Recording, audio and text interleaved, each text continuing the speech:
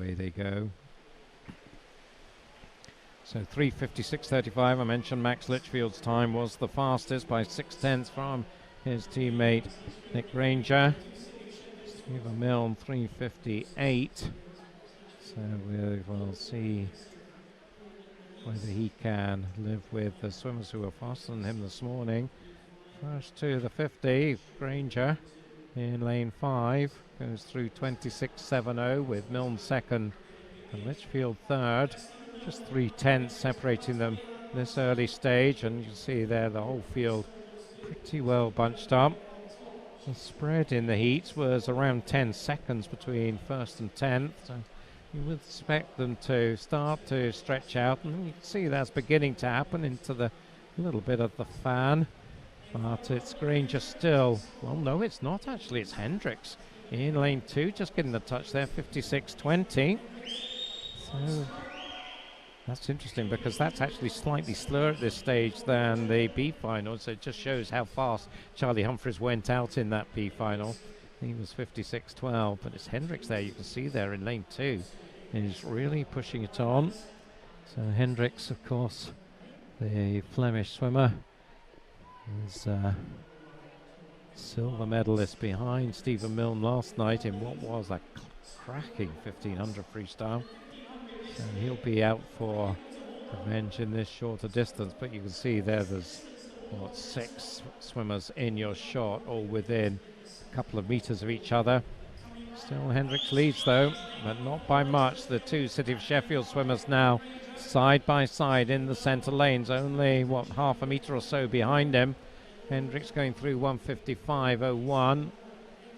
Grainger just 1500ths faster than Litchfield, 1:55.42 and 1:55.47. So at this halfway stage in a tight race, how do you see it playing out, Jodie?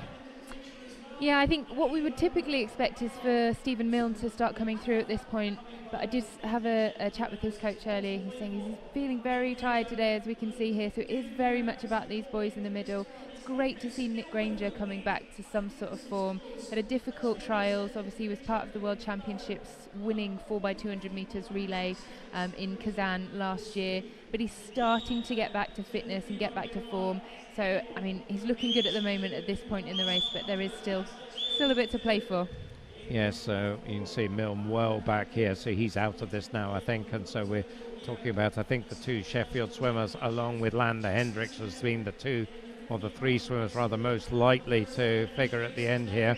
2:53.99 Litchfield for the first time hits the front. So can he bring it home? But, well, having said that he hits the front, he did, but Hendricks is right there now, and he is pushing hard. I think he might have it back. Well, maybe not, actually. It's going to be a right nip and tuck effort, this one. In fact, it is Grainger, but only by 800ths with 50 to go. 3:23.05 against 3:23.13 and 3:23.42 for Hendricks. So these 3, but, well, you can see there as they come down, just opening up a bit of a gap here. You can see there that wider shot gives you a better clip view about what's happening, and it's Grainger really powering it home now, and this has been an excellent swim from Nick Grainger, 3:50.82 to take it. And, well, as you said, was pretty disappointed with how things went the last time he was here, but he'll be happier with that one, I would think. So 3:50.62 was his time at British Universities early in the season. Pretty much matched that here, 3:50.82. So maybe it's Nick Grainger getting back to his best.